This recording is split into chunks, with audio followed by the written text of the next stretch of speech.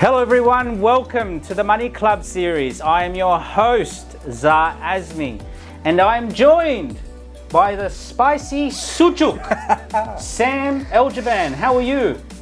Amazing after that intro, another new one. Well, you told me to introduce you as the spicy sujuk. You're not supposed to tell that to everyone. Oh, okay, it was a secret. It was a secret. What is a sujuk? It's a spicy sausage. A spicy sausage? Very spicy sausage. Right. Yes. Right. Quite tasty though. Yes. Very tasty, but you have to go for runs after it as well. Yeah, right. It's a very heavy dish. You are very the heavy. tastiest accountant I've ever come across. Mate, what are we talking about today? Today, we'll get straight into it, huh? Get straight into it. Today, what we're talking about is more or less the lessons our mentors have taught us. Okay, there's a reason why we're talking about this. Yes. There's a reason. Because I have an announcement to make. Oh. We're pregnant. We are. We are. Me and Sam are having a baby. No. Me and my wife, we're pregnant for the first time. Thank you. Thank you. And it's made me realize that having mentors is, well, I've always known that mentors are very important. But now I'm having a baby. I'm like, I really have to step up my game as a mentor. You're forced to become one. Exactly. You have no choice. You have someone that's going to look up to you. My beautiful wife, she's only 14 weeks pregnant right now, and by the time you listen to this podcast or watch this video, we would have announced it to the world. And, you know, ever since we found out we were pregnant, it was just like this thing that changed in me where I was like, you know what, like, I've really got to be that role model now, you know, I've really got to be that mentor. And the only way you can really become a great mentor, I think, is if you have had great mentors in your life. And you and I both have had some really good mentors growing up, throughout our business and throughout our careers, all of that sort of thing. And I think it's really important to share some of these principles that we have learnt from and carried on throughout our whole life, which I still hold in high regard today. Yeah, I think mentors are sort of like the real form of a book, I like to think, because at the end of the day, they are someone that's gone through something, they've experienced something, and they're able to offload some of that knowledge to you, so you may not have to go through that direct learning path, which could be painful. So really, I think at the end of the day, it's sort of like, it's a book, but in real format. So if you can learn as much as you can from people that are doing what you're doing, you're going to be better for it. I think with mentors back in the day for us, we really struggled with, you know, finding the right people, especially with where we grew up. And, you know, like it was really hard to find people who were sort of, I guess, on a personal growth path. And it doesn't have to do with just money. It's got to do with everything in life, right? It's really hard to find. But I think the opportunity lies now in being able to connect with people from all over the world through social media and the internet. And there was a time where you and I didn't have iPhones, right? And there was a time where the only way you could really find mentors was by, you know, going to a $5,000 weekend course or, you know, spending a month reading someone's book. Like we never had ebooks or YouTube or podcasts back in the day. Like I'm sure there's people that are listening to us right now and they've listened to nearly every episode that we've put out and we've never met them before. Like how good's that? You know, like I listen to podcasts with people who I've never met them before and I feel like I'm best friends with them, right? So now there's an opportunity to really tap into some really, really good knowledge from people that have experienced it before. They've gotten success or they've even failed. Like I love to learn of people who have failed so I know what not to do, right? So I think, you know, that word mentor gets thrown around quite a bit because there's an abundance of that information now. And I think people in our generation, like you and I, can really appreciate the real mentors that have sort of taught us along the way, because real mentors in life, I find that they don't come across, you know, your path very often. No, I think a good point you raised, and I'll touch on more, is tech. So over time, we didn't have the high technology back in the day.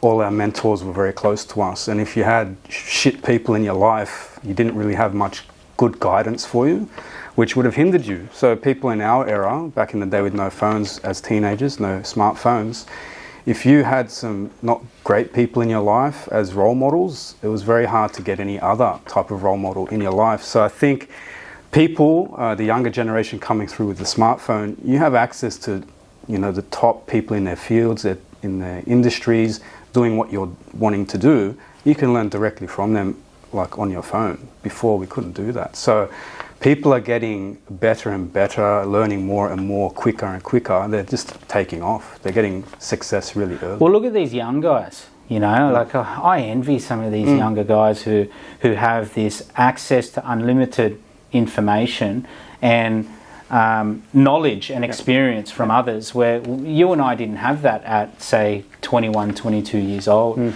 And, I spent the majority of my 20s hanging out with the wrong people. You know what I mean? There were people, we were caught up in that whole nightclub King's Cross industry where, everybody was a wannabe gangster, and I guess at the time we thought it was cool, but, really in reality, it didn't really get us anywhere. And unfortunately, I spent the majority of my 20s caught up with looking up to people who weren't really people I should have been looking up to. And this is where I say to the 21, 22-year-olds, I go, guys, like, you guys have a really good opportunity here. Hence the reason why I tend to spend a lot of time with the people who are in their 20s who are from, I guess, the poorer neighbourhoods, because I feel like I was there at one stage, and it's quite easy to get led astray. Let's start with our mentors, right? So you've got 5, I've got 5. Your first one, Sam. We'll go one for one, like we do usually. Okay. Well, it's poignant to start with my parents. So my parents, like you will be, are a founding mentor, of the baby's, foundational upbringing. So which is going to be me soon. Yeah, exactly. So you're going to go through that journey, which is very exciting. Pass down all your knowledge over time, which is pretty cool.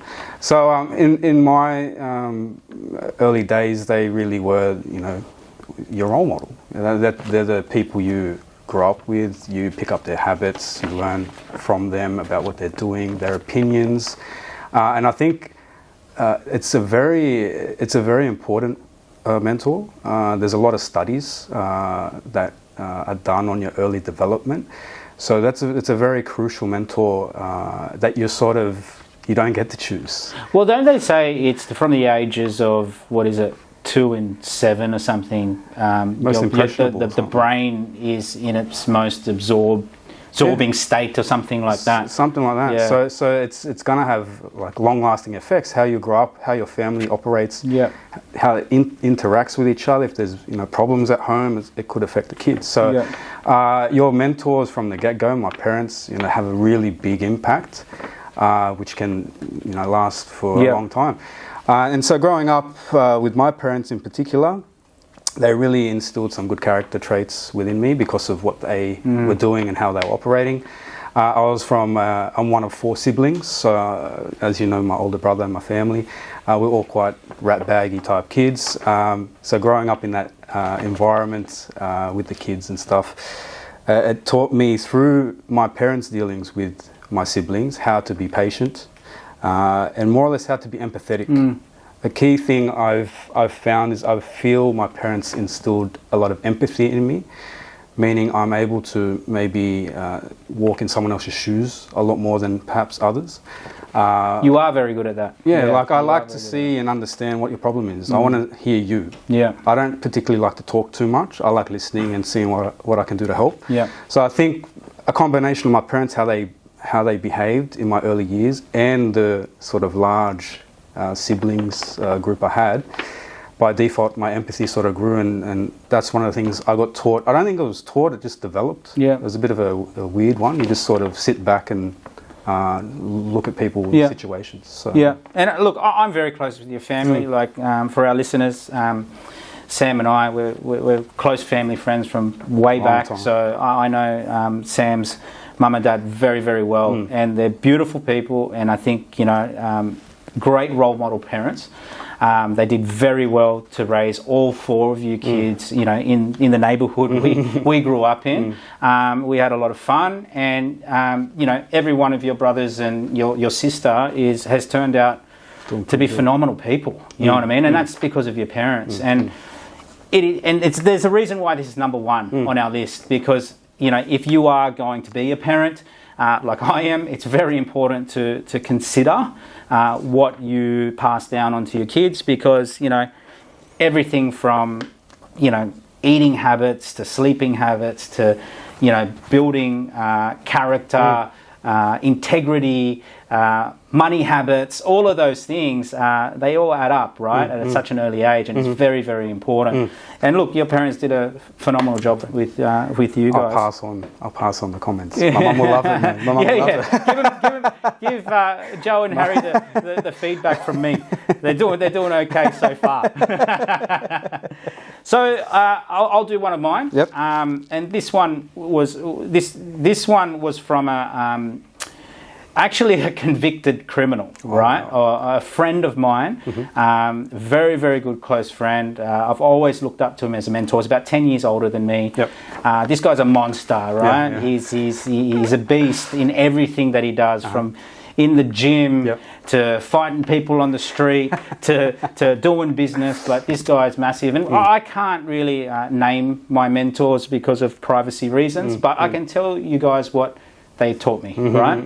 Now, this guy, he's gone from, you know, going to jail for I think it was like tax evasion or something like that. And if you're going to go to jail for something, go to jail for that. You know what I mean? I could have helped him. He obviously doesn't use Sam as his accountant, but he now owns a gold mine. What? This guy is just massive, right? And he had big money back in the day. He was involved in mines back in the day, property and development and all of that sort of thing. And he's gone up, he's gone down, he's hit rock bottom, and now he's back up again, right? Now, the lesson that I learned from this guy, and I'm very, very close with him, is to always think big. Okay. So, you know, I feel like, especially with dealing with my clients, right? Like, one of the main things that I've got to do as, I guess, a coach and a mentor is to teach people to think big. So stop thinking about, for example, just one property. Like getting into a shitbox property, renovating it, and then, you know, maybe moving into it one day and settle down and that's it. I've got to pull them out of that and go, hey, no. Think of the 10 properties in front of you. Think of the portfolio that you're trying to build. Think about the legacy that you're trying to leave, you know. So all day, every day, I'm just teaching people, think big, think big, think big, because the traditional way is just do enough, right? And, you know, how much money do you need to be happy and all of that sort of shit. And society asks those questions or tell you that type of way of thinking because they want you just to slow down so you can just feed the rat race. Right? Yeah. They just want you to be a cog in the machine, a robot that just makes the world go round. But people who do that don't change the world. Yeah. So my friend said to me, he goes, every day you wake up, you're going to be working anyway. Yeah. You're going to be trying to bring value to the marketplace. Why don't you bring tremendous value to the marketplace? You're going to die anyway, right? So, you know, Steve Jobs says something really interesting just before he died, saying, you know, you're going to die. You're already swimming naked. So why don't you go super big, right? Like too many people just go, oh yeah, I'll make $100,000 a year and that'll pay the bills and I enough to look after the family and all of that sort of thing. But that's where it stops. Like, what if you could donate $10 million a year to a charity? I can't even do that right now, right? But my friend is on the way there. He's big on charity, right? Yeah. He's massive on giving back, right? And his goal is to literally give between $5 or $10 million per year to charity. Nice tax write-off, right? But he wants to genuinely do that, not just for the tax write-off. He wants to do it because out of the goodness of his heart. How many people can say that? Not many. Right? So when people say, you know, when's enough enough? Well, it's enough when I can give $10 million to charity per year, every year, till the day I die. So when you start thinking that way, you start thinking big, because all of a sudden you've got to do bigger transactions. Yeah. You've got to be in bigger vehicles. You start thinking beyond you and your little family, right? You start thinking about others. It's sort of like perpetual motivation to keep going. Keep growing, man. Keep growing. Look, I had this conversation with my wife the other day, right? If I keep doing the small stuff, which I'm happy to do because that's what makes our businesses operate, right? I'll die. Like, as in inside, I will die. But if I continue to focus on the big deals, the big things that are going to bring us in millions of people that want to work with us, right? I'm going to get out of bed every day super excited. So that one's a really important one, because so many people, especially in Australia, will tell you, hey, you're thinking too big, just relax, be happy with what you've got, right? Don't be too greedy. All of that fucking bullshit, right? It doesn't work. Because I don't think big because I'm greedy. I think big because it keeps me alive, right? Yeah. Keeps you going. Keeps me going. Keeps you going. Wow. I'm happy, you know. I'm happy when I'm thinking big. When I'm thinking small, I want to blow my brains out. It's shit. You know what I mean? Not motivating. Okay. Let's move on. Number 2. Number 2. I'll go to my one. Okay. Sorry, number 3. Number 3. My number 2.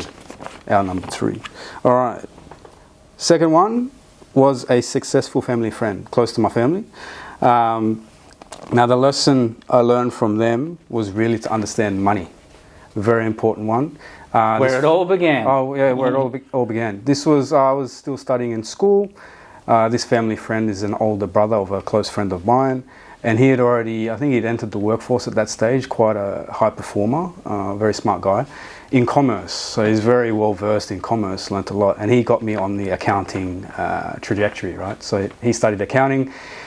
He fed me books like Kiyosaki, read this, read that. So he got me into that mindset of working out what the hell is going on. Because How old were you?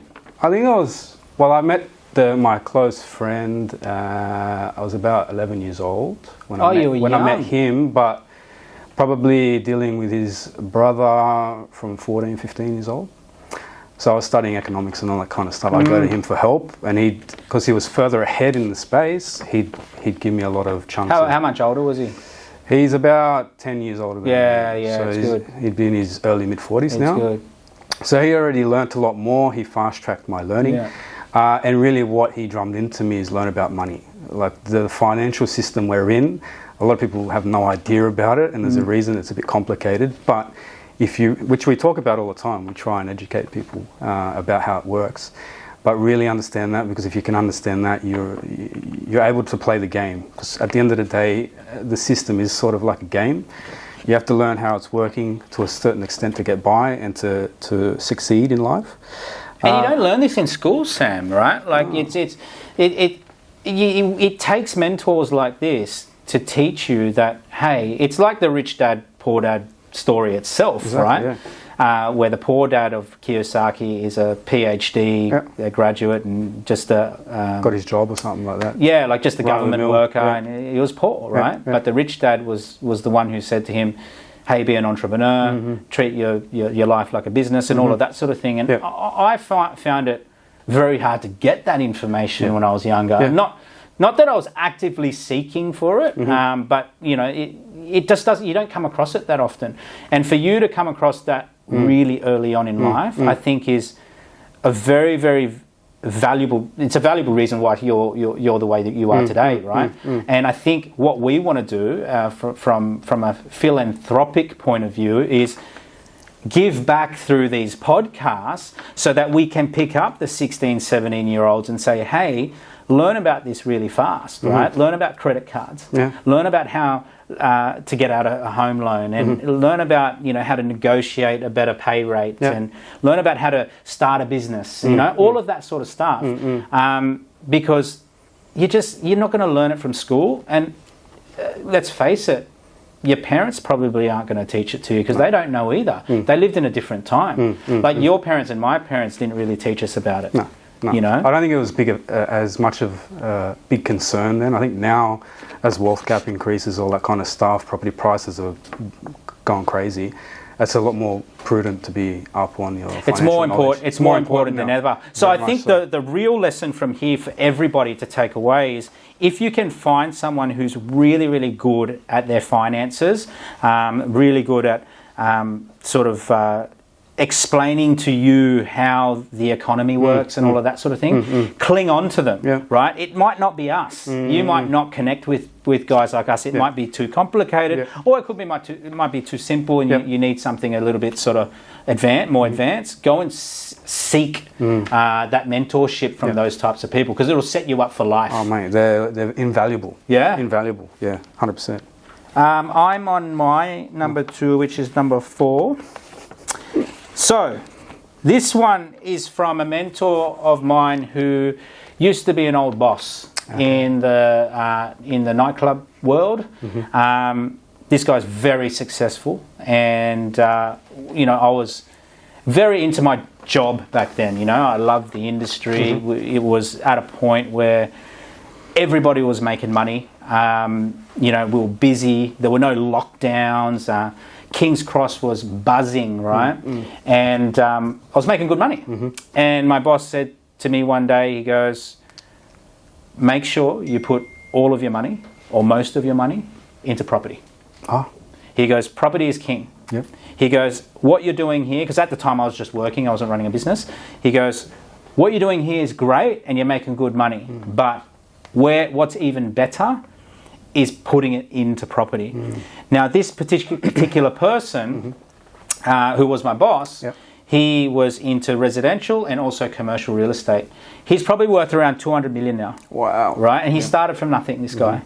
And like he obviously, the nightclub industry now in Sydney's dead. There's only a few players left. He's out of it completely.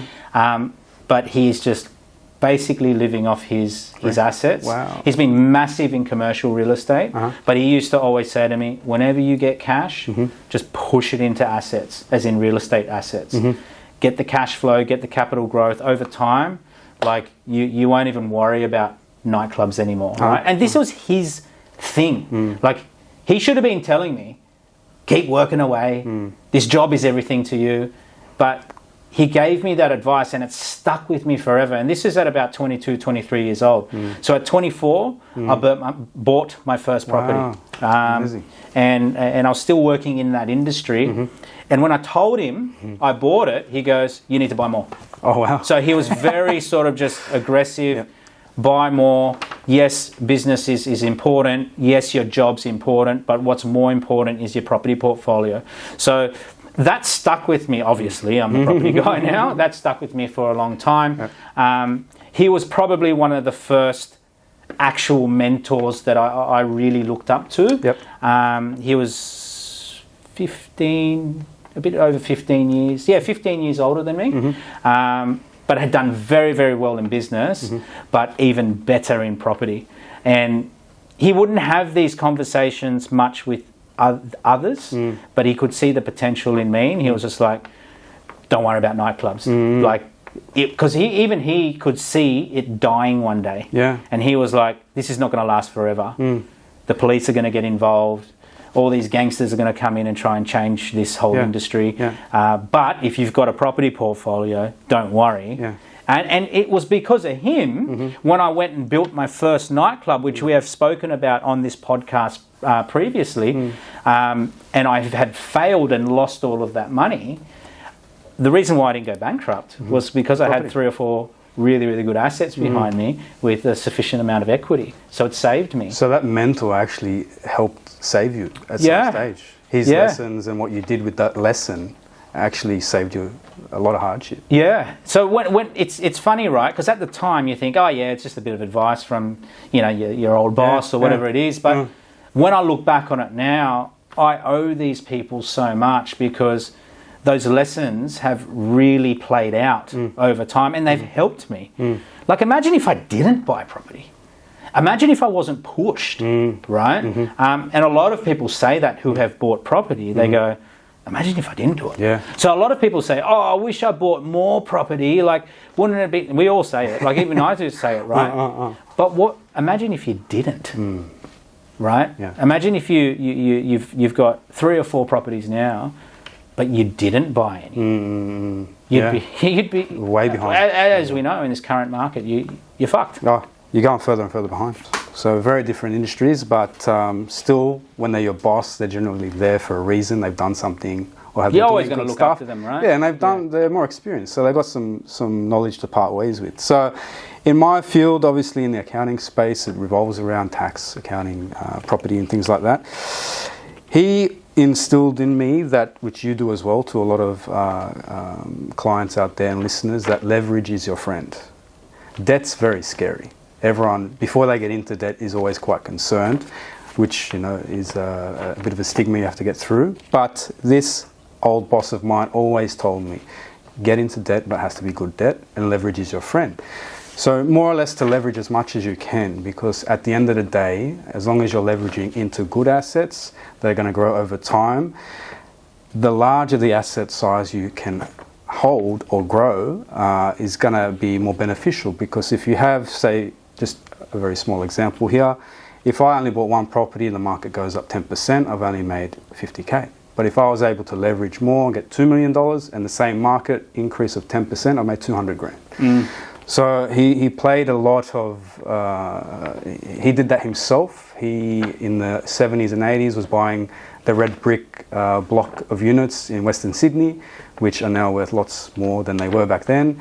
And he instilled in me, just borrow as much as you can, put it into assets that are going to go up over time, and as much as you can, just grow that asset size as much as you can. It's I actually wish I read this piece of paper beforehand, because I've actually got a mentor who told me the same, which I'll jump into mine one as well. We'll just talk about the same thing.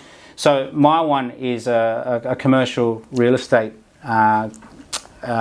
mentor of mine. So all of my commercial stuff, he's my commercial guy. Whenever I do commercial real estate, he's my guy. And this guy's like, I think his portfolio sits at something like 50 million or something like that. He's younger than me, big time, right? Oh, yes. Yeah, so he's a beast, this bloke, right?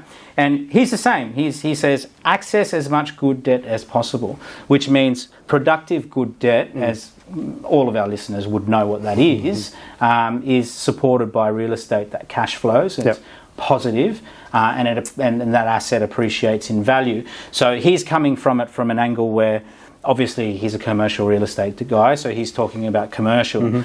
So where his advice comes from is, because we already know how to make money through real estate and borrow money, then why wouldn't you borrow as much as you can, right? Well, in the beginning stages, and this is where a lot of our listeners are at, borrowing as much debt as you can is probably an irresponsible thing to do, because you probably don't know what to do yet. So this is coming from guys who obviously know what to do. So your former boss, my guy here, they are extremely good at what they do. So if you gave them 100 million worth of financing, they would just know what to do with it straight away. I'm in that position now as well. You know, if I got, you know, a windfall of $10 million from a bank, I'd go, yep, I know where to put it. I know how to positively gear it. I'd know how to get the right depreciation off it. I would know how to pick the right markets so that they will eventually appreciate in value. I'd know how to manage it, all of those things, because I've got the experience, right? So getting as much debt as possible, you know, obviously it's a very broad term, but when you find out what it is exactly you want to specialise in, that could be developments, commercial property, or just standard residential real estate, as long as it cash flows and it pays for itself, and also you are also taking into account any economic storms that are on the horizon, right? So if interest rates go up, or if you've got a vacancy, like these things are going to happen. Contingency plans. Yeah, these things are going to happen, right? But debt is really an asset in this day and age, because it's so cheap. Yeah, and I think before we met these mentors or these guys that told us more about debt, we probably didn't have that same opinion. We sort of like, oh, we just buy the home, we have to pay it down. We don't like the debt. Yeah. But now it's like, oh, I want more to fund more assets. Yeah. So these two people, I think, are very important in our mindset, because they help flip maybe that switch. Well, it's funny because I spoke to a set of clients during the week who they didn't sign on with us, but it was a struggle to get them to shift their mindset from the whole buy a home, pay down that mortgage so you've got no debt, and then think about an investment which would probably be in 30 years' time, right? So you and I both know that that's an inefficient way of building wealth now because debt is so cheap. So back when I first bought property, I think my home loan was almost at 10%, which is, now you can get credit cards at 10%. I got an email the other day from Amex offering me some sort of unsecured loan for 10%. Wow. Right? That's Amex, right? Yeah. So, if the home loan is that much, it makes sense to pay down that debt because it's costing you so much. But now we've got inflation moving at 4 or 5%. We're getting charged 2%. It doesn't make sense to buy anything with cash, exactly, right? If I could borrow money for my furniture, I would. You know what I mean? As long as obviously the rate's quite low. So borrow as much funds as possible, I think, and do good things with it. Obviously, don't go out and spend it on disposable items like holidays and all of that sort of stuff. Noted. All right, what number is this now? I think it's 7? It's mine. No, yours, because I just you did your one. Yeah. Okay, I think it's 7. Anyway, all right. So moving from the previous mentors I talked about were ones within my network. I could touch and see them, meet them, and all that kind of stuff. This next one was more when tech started coming through, and you were able to access these guys. Gary Vaynerchuk. So Gary Vaynerchuk. Why I liked him. Who is Gary Vaynerchuk? Gary is a lot of people don't know who he is. He's a very famous marketer, I would say. So he's very big on the social media platforms. I read his story. I hated the bloke when I first listened to him. Man. I thought it was so annoying. I was like, oh, why am I listening to this bloke? Why didn't you like him? I don't know. I just thought it was really, really annoying. He'd always talk over people, and maybe because he reminds me a lot of myself. But I eventually, I think, thanks to my wife, she got me into him and said, no, listen to him. Actually, listen to him. And now I love him. He's done so much for that, especially that younger generation. He's a champion. He says some really, really good stuff. What I liked about him is, I think on Instagram is where I follow him.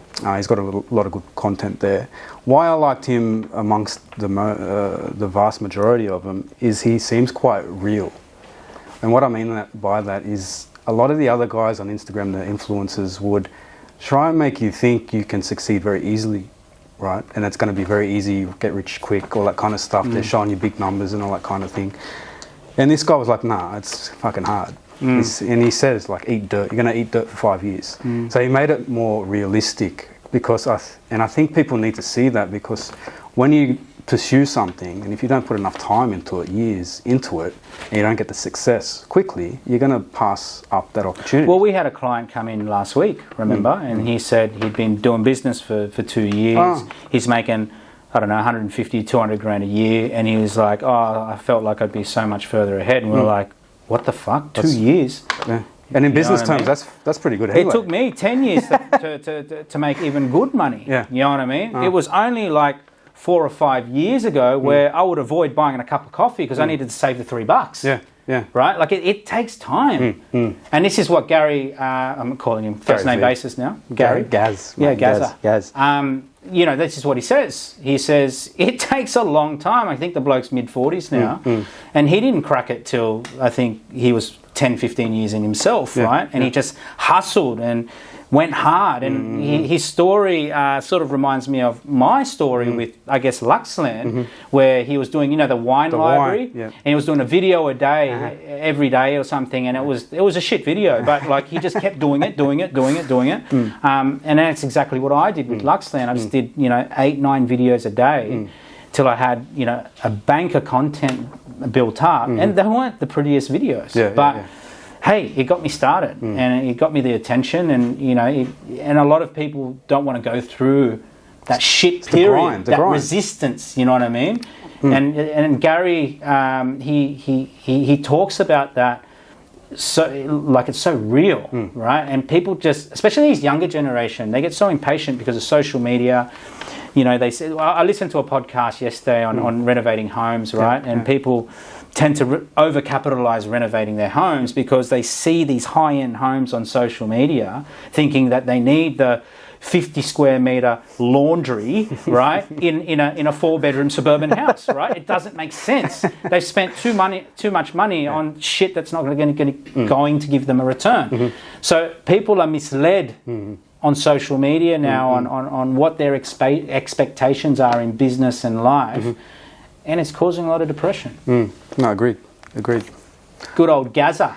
No, he's a champion. I just like he's very down to earth. I think he's quite humble. He's a very successful guy. I feel like he'd be a very nice guy to meet. Yeah. Like a real beautiful human being. From what I can see, he seems pretty good. So very far from that annoying person that I first thought he was. Right?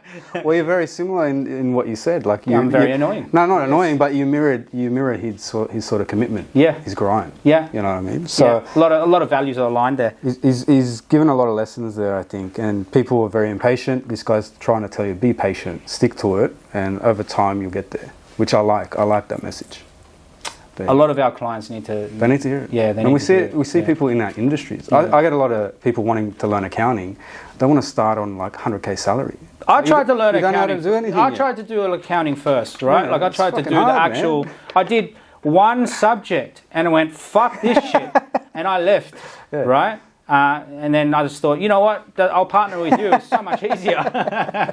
It's hard. Yeah. But so is learning property and learning all that stuff. Look, everything's hard. But you put time in, then you get there. Anything worthwhile having is hard to achieve. Takes time. You know? Is it my turn? Yes, it's my turn. My number 3 is scale your business. So this is through a very good friend of mine who I do business with now. He's a very successful property developer. This guy he's a beast. He just churns out apartments, townhouses, like he does it all. He basically has just told me, not just told me, but he's always told me, you need to scale your business, as in set up systems, set up processes so you can do volume, but at the same time, so you can step away and focus on your strengths. Because how many times as a business owner have we all just gone, why the fuck are we doing this shit? Get stuck working. Why am I going to Australia Post, right? Why am I doing the banking? Why am I doing the admin, right? It's not my strength. My strength is meeting people. My strength is strategy. So you need to learn to scale your business so that you can focus on your strength so you can bring in more business, right? Yeah. Whatever your strength is, your strength could be doing the admin, right? And then hiring a sales guy. Like it could be the other way around. But you need to learn how you can scale so you can take on more work because there's always going to be a limit to how much you can do. Yeah. It's always a pain point dealing with clients in business. They're always coming to me trying to work out what's going wrong, you know. Their work-life balance is out of whack, they're too stressed. It's all about scaling. Dealing with a lot of entrepreneurs and people starting in business, it's always something they have to keep tabs on and really outsource, you know. Focus on your strengths, like you said, and whatever you don't need to do, I get someone else to do for you. It's funny because I just come from the gym this morning, right? And I bumped into an old friend. I hadn't seen him for ages. He's a PT, but he's doing PT at home because of there's a lot of unvaccinated people that want to train and all of that sort of thing. And he said to me, he goes, Zah, there's only say 12 hours in the day where I can train clients. I can only hold 2 pads up when he's doing boxing training. I can only really train 1 or 2 clients at a time. I'm capped. I can't do any more, right? And I said, well, you're in the wrong vehicle.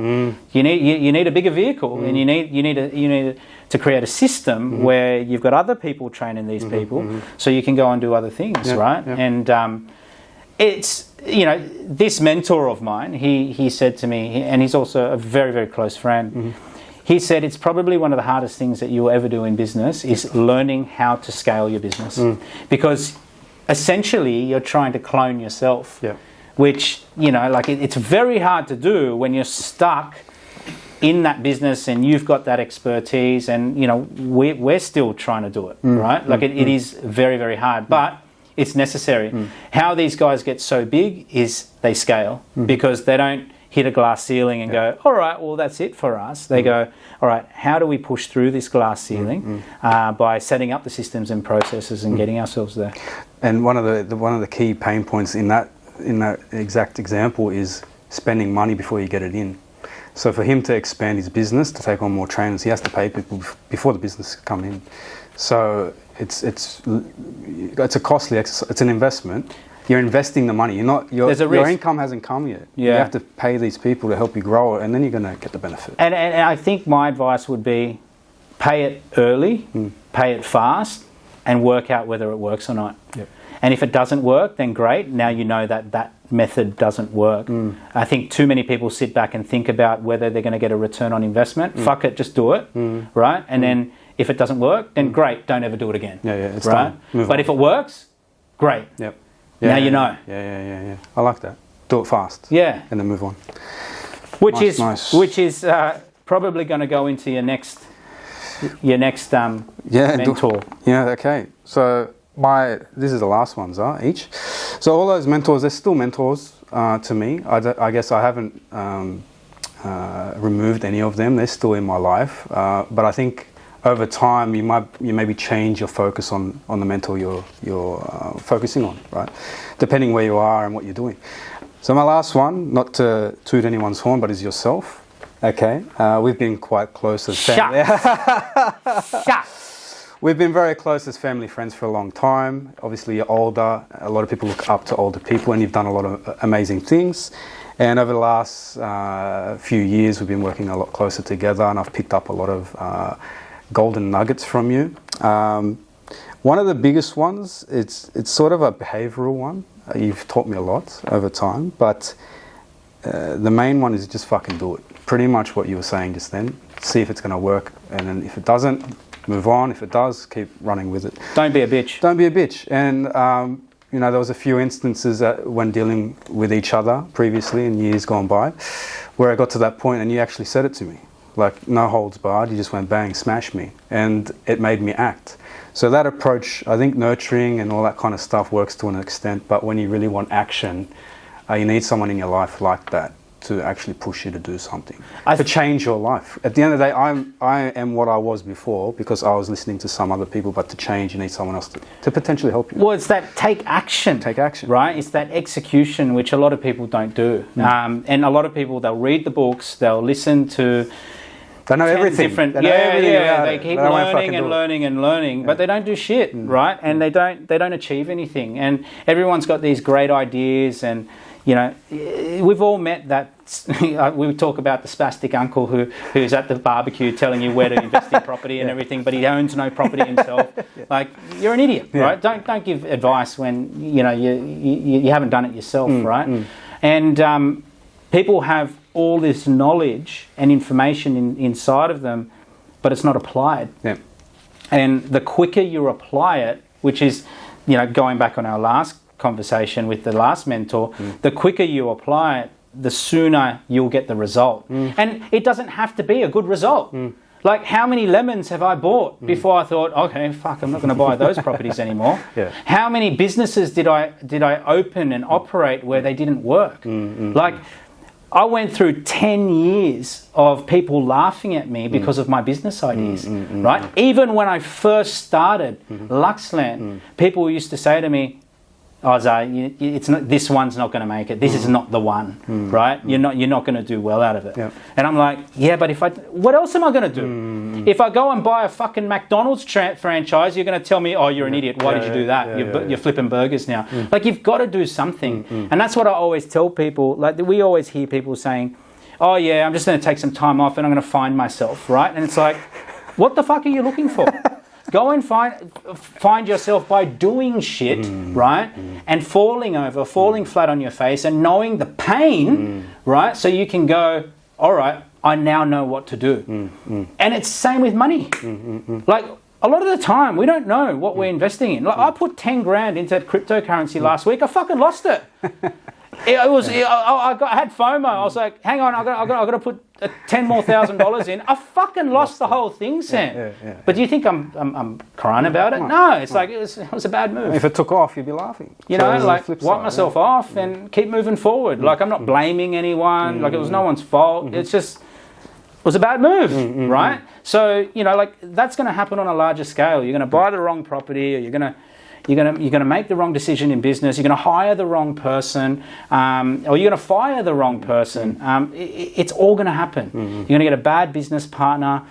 It happens, but the faster it happens, the less it hurts. Right? Yeah. The faster you fall on your face, the less it hurts, because you might not have the kids yet. You might not have the mortgage. You might not be 50 plus years old looking after elderly parents where you need every single fucking dollar you have. Do you know what I mean? So it's very, very important to get up and just fucking do it, because at the end of the day, we're going to die anyway. So you might as well give it a crack, right? And this leads to my last mentor, right? And this is one of my parents, and it's my father. And we, you know, for our listeners, our fathers, Sam and I, they were probably the most feared men in our neighbourhood. Probably still the most feared men in our neighbourhood. And my father always taught me, just be prepared to die. So he was always referring to if you were going to get into a punch-up, right? Because growing up, we were, you know, sort of the only brown kids in our neighbourhood, and my dad used to say to me, you know, just punch on, and if you think you're going to die, just do it. Doesn't matter, right? And if you're always prepared to die, you'll never have any fear. And we've talked about it a lot on this podcast about failure and all of that sort of thing. But I've carried that on to my business life. I've carried it on even into my work life. I remember there was one time where there was a business partner, not my business partner, but one of my bosses in the nightclub game, and he came in looking for profits in cash, and he ended up taking my pay because there were no profits, but there was an envelope in the safe with my pay, because I'll just take this, right? And I thought of my father then, and I thought, what would my father do? And he would be like, be prepared to die in this situation. So me and him had it out on the dance floor in this nightclub. It was during the week when it was closed, right? I chased this bloke up the stairs, and he fled. This fucking weak cunt, right? Fled. Didn't even go toe to toe with me, right? Anyway, we sorted it all out. We sorted everything out, and he gave me my money back. But no one died. Yeah. But because I was prepared to die, right? He saw it in you. He's exactly. Like, I don't give a fuck about the job. Mate, stick the job up your fucking ass, right? That's my money. Because I was prepared to lose the job. I was prepared to fail. And this is how I've become successful in life. Wow. Be prepared to fail in every single fucking thing you do, and you'll be successful. Because people will always fear the fearless. Oh, wow. I like that one. Don't you think? No, that example. Mate, you go out west, right? Yeah. You go out west, and you see all of these gronks at the train station, and they've got nothing to lose. These guys, right? And stay away from them. They'll come over and they'll look you up and down, and you think you're fucking scared, right? Yeah, why? Because they don't care. Yeah. They've got nothing to lose. That's right. So those are the people that you're scared of. It's the same in business. If you go in there thinking I'm prepared to lose this deal. I do not care. I will lose this deal because I know that I'll get up and move on. Then all of a sudden, people want to do business with you. That's a very strong... Very fucking good lesson. And that's my dad. That's very That's strong. my dad. I think that finishes it. That's it, man. Done. That's it. Done. I like that. That was fucking fire, Sam. Ended on a massive note. Yeah. That was good, man. You spicy sujuk. Sujuk or susuk? I don't know. How do we say it? Sujuk? Sujuk. Isn't that sausage? The spice. We love sausage, don't we? Don't we, Sam? Let's go get some lunch. Yeah. I think it's time for lunch after that one. I've burnt too many calories. Hello, everyone. Thank you for listening today. And we will see you soon on our last episode for the year. So stay tuned. Peace. Yeah.